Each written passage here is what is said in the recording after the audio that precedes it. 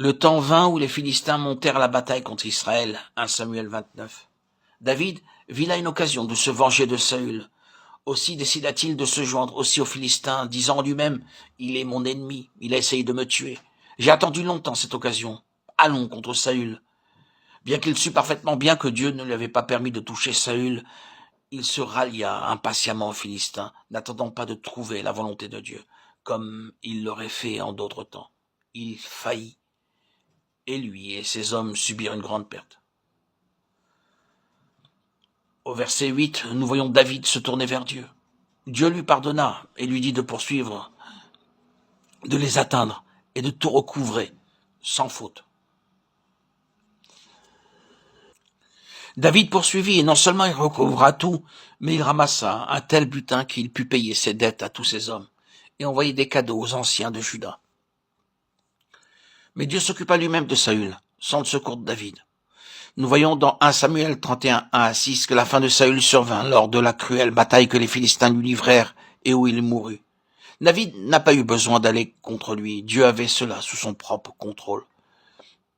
Mon avis est que nous n'avons pas à combattre contre les gens et utiliser des armes charnelles. La seconde fois où David subit une perte est relatée dans 2 Samuel 24, 1 à 4 et 13 à 17. Il succomba à la tentation de dénombrer le peuple.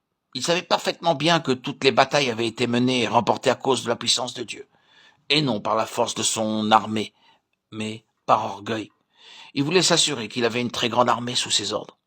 La conséquence fut que Dieu le punit, et que 70 000 de ses hommes périrent. Il était sur le point de détruire Jérusalem, mais il retint sa main lorsque David confessa son péché sur l'air d'Ornan. « Seigneur, j'ai péché, j'ai commis une iniquité, mais ces brebis qu'ont-elles fait?